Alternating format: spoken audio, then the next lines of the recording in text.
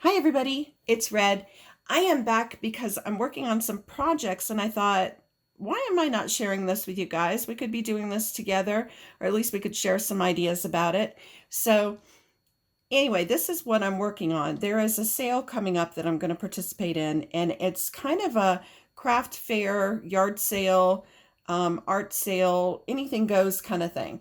And so I'm taking a lot of vintage things because I buy and sell vintage with my husband on eBay and that kind of thing. And then I have my Etsy shop where I sell my arts and crafts. And then I have privately, I sell my art, which is big mirrors. And I'll share that with you sometime. I do these images in mirrors so that you can be a part of the memory that's in the mirror. But they're really big and I don't get to take them out that much. I do private sales usually, but I'm going to take a couple of those to this show, and I'm kind of taking a lot of the vintage leftovers and all. And I have all these odds and end planters and cups, and I thought I'll just make some pin cushions, and maybe people will like them. They're kind of cute. I made turn some buttons into stick pins here with vintage pins I had, and I just thought, these are really quick, really easy, and maybe I just share them with you. So this is what I've been doing. And yes, I epoxied my cup to my saucer here. And I did this with this little mini one I had. And it's all odds and ends. It's nothing that's a set or anything that's perfect. I tried to, use things that otherwise might be kind of overlooked. And that's kind of what we specialize in, my husband and I. We like to keep things out of the landfill and keep them being used and appreciated. So anyway, that's what I'm working on. And I thought that I would show this last one here to you guys and share it with you and see what you thought. I'm sure there are a million videos on how to make pin cushions and things, and I'm sure there are other people that have figured this out. This is just what I'm working on, and I just thought I'd share it. So you will need a glue gun, and this is pitiful little glue gun. I need to get a new one. 20 years ago, I can't believe I'm saying this, but 20 years ago, I was a Cub Scout den leader, and I had glue guns for all the boys because they got stuck with doing crafts and stuff, which they actually really enjoyed. So it's not as awful as it seems, but I had glue guns for all the boys. So I still, 20 years later, am using these junky little glue guns. I need to get a new one, but that's what they had 20 years ago. So there's that. I have some E6000. I'm only doing one, so I have one rubber band. I have my needle that I have threaded with regular thread, and I've doubled it and knotted it. And these are some of the little pins I made out of flowers. But you don't need those. This is my cup again. I have my fabric that I'm going to use. And I have a pair of pantyhose. And just to fully disclose here, this is not from a pair of pantyhose. I mean, this is a leg from a pair of pantyhose. It's not the foot. I'm trying to simulate the foot. So I hot glued a piece of the leg together. I'm sure you can do better than this. This is just all I have left after the stack that I made here. I was surprised I even had pantyhose, but I had some in a box. So I pulled them out and thought I'd use it. But they really do make a difference for these. So you'll want a pair of pantyhose, or at least a foot from pantyhose, or at least a piece that you can glue together like a foot. So, and stuffing. Last thing, stuffing. So I'm going to zoom out a little bit so we can do this together without crashing. And bear with me 1 second while I figure out how to do that. I'm going to try not to make you dizzy. All right. Is that good? Can you see what we're doing without... Well, you can see all my other junk too. That's great. Okay, so yeah, I have kind of a junky workspace, and I'm sorry about all the stuff on the table here, the cardboard and all, but this is a vintage Formica table, and I would feel horrible if I glued it. So I've got some stuff on it to protect it here. So I'm going to keep my stuffing nearby. I'm going to move my cup out of the way. I'm going to slide my glue gun over. And these are just from the Dollar Tree, those sheets. You can get cutting boards. They're like a cutting board, I think. and you can get 2 in a pack or whatever. And I get them, they work pretty well for when I get hot glue all over them. I can usually get it off, and they're water resistant, so if I spill something on them, it just is one more layer of protection. So I kind of stick those under here, and I don't feel bad if I mess it up. I can throw it away. All right, my pantyhose with my pretend foot, and I'm just gonna turn that inside out so it's not quite so ugly, and we're going to try to work around it. The fabric I'm using is really heavy, so it won't matter, but if you use a thinner fabric, you're not going to want to have that there for sure. So here is my stuffing, and this is just polyfill. You can recycle something from an old pillow or whatever you want to do. Because this is for sale, I didn't want to reuse old stuffing. I want to make sure it's clean and nice, and you know, not something that's been in a pillow for 100 years. So that's what we're doing with this. So you have to kind of figure this out based on what you're doing. It takes more than you would think, but you know, you can get too much too. So what I do is I push it into the bottom of the stocking, the foot, push it all the way down. And then I kind of use my stocking to help shape it. I just kind of keep squeezing it down, making it more compact, and shape it in my hand just to make it rounder. So kind of making a ball. And that's starting to look pretty good. So once I get it to where I think it's in pretty close to, you know, the kind of shape I want, and there'll still be perfecting going on. But once I get it pretty close, I just take my pantyhose and twist and then pull a piece through. So I've got just a temporary knot here that I can pull out, a slip knot. And I'm going to bring my cup over, and I'm going to put it in my cup and squish it down like I'm going to when I glue it, and see how poofy is that. Do I want it this poofy? Do I want it less poofy? And I kind of want it a little less poofy. I'm going to see if I can condense it a little bit more. And this is going to be a pincushion, so you want it to be kind of dense. You don't want it to squish out of place all the time or settle after a while. All right, I'm going to try my knot one more time. See if I can knot it a little closer. Otherwise, I'll just take some out. No big deal. And I'm doing it this way so the tail doesn't get in the way and deceive me about how big it is. That's pretty close. But I'm going to add fabric, and the fabric's a little thick. So, all right, let's take just a little bit out of here.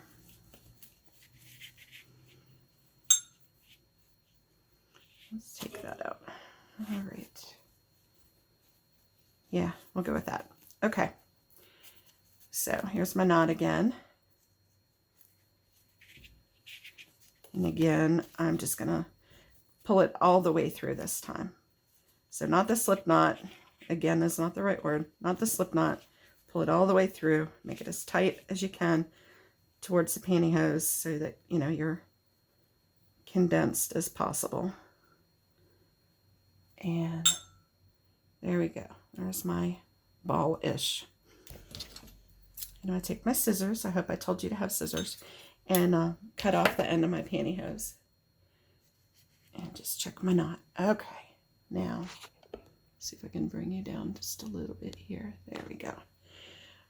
All right, this is my fabric, and I was going to use this for a book cover, and I ended up not using it, and I hate to waste it. It is antique filet lace. It's gorgeous, handmade piece, and I really would like to use it. So I cut out a square, but it is narrow, so it's going to be hard to kind of get this to fit, I think, but we'll have to make do here. So I'm going to put my ball in the middle underneath my fabric. And I'm going to gather my fabric around my pantyhose ball.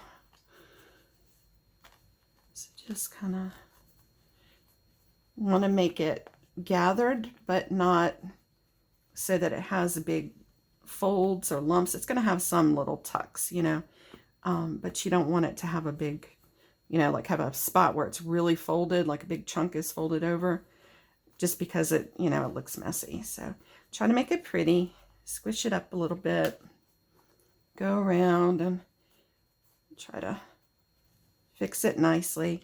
And then take your rubber band and wrap. Helps if you don't get your fingers stuck in the rubber band. Now, I don't know about you. I have anxieties, quite a few of them actually. And one of them is a rubber band breaking. So this is very exciting for me. My heart just kind of skips a beat when I do this. It's nice pulling on that rubber band. And kitties are making noises out there. I don't know if you guys can hear that, but we got all kinds of critters chirping and chipping in on the conversation. All right, now what I'm doing is going around the bottom of my rubber band and making sure that all of my fabric is pulled out, so there's nothing bunched way back. Just kind of bringing everything forward so it's gathered but not bunched. If you see what I mean here. And then you can tug if there's anything that you want to tug down and adjust a little bit. Make it a little rounder, less, you know, pokey. Like if it pokes out somewhere. All right. So that's pretty good. And I've got my cup, and I'm going to, again, turn it upside down. So that's pretty good. Once I get this part trimmed and underneath, that's going to be a pretty full cup. All right, I'm liking that. This is the cheater part, and like I said, I have anxiety issues, so I worry about things not being good enough or breaking apart or whatever. So everything I do kind of has a backup step to it. So I have my rubber band, but rubber bands can break over time, and they can get hot and melt and that kind of thing. So it's good to sew it.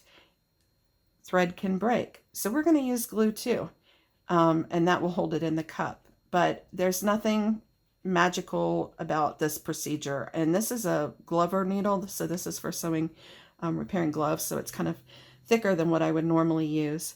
But I go in a short stitch and then go back and put my thread through the knot, just so I'm locked in there. I want to make sure that my thread doesn't pull through. Like I said, I have a redundancy for everything.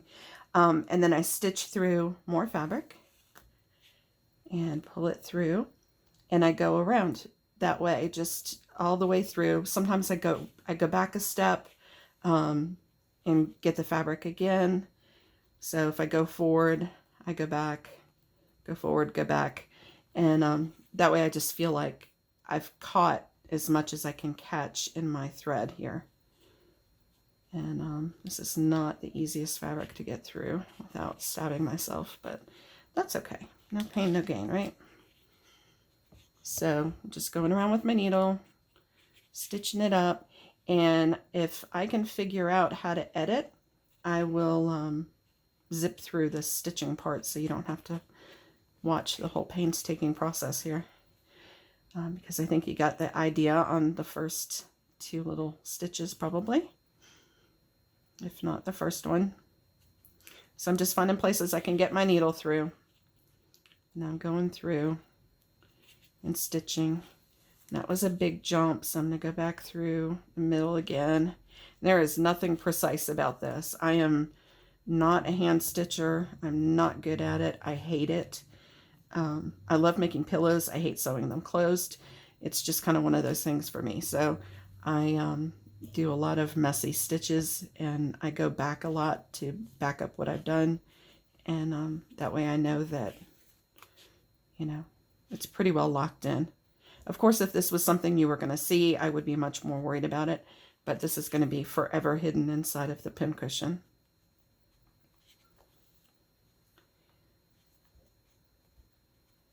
All right, so now I'm back around to the beginning. Do another stitch so I get past the beginning here. And then I'm going to do a stitch back. Mostly pull it through and make a knot. I just sewed through my loop so I could make a knot there. And my stitches or my thread is getting all twisted up, but let's see if we can do one more. There we go. All right. And if we weren't on camera, I would probably go around one more time, but I'm going to call it good right now. And we trim this little extra here. Okay. Now we have this fabric that's hanging off. That's too much fabric here. So I'm going to use my fabric scissors and trim through this beautiful lace. It makes me very sad to do. But maybe I can find something to do with the little pieces and use them in my snippets for my books. Don't get rid of anything. You know, you can use it for something else. Little did I know that those pantyhose would come in handy one of these days when I looked at them in the box and thought, why in the world would anyone wear these? All right, there we go. That's pretty well trimmed up. And I just kind of pull through the fabric and make sure that there's nothing too long that might get in the way. All right, now the fun part, we're going to glue it.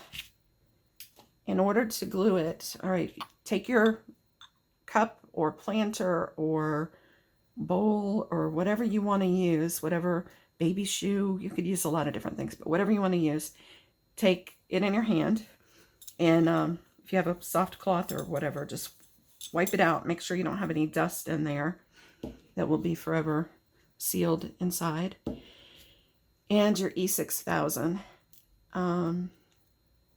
I'm afraid, I hear people saying things about this being toxic. I'm afraid to even look. I don't even want to know, because I love this stuff. It works great. So don't tell me. I don't want to know.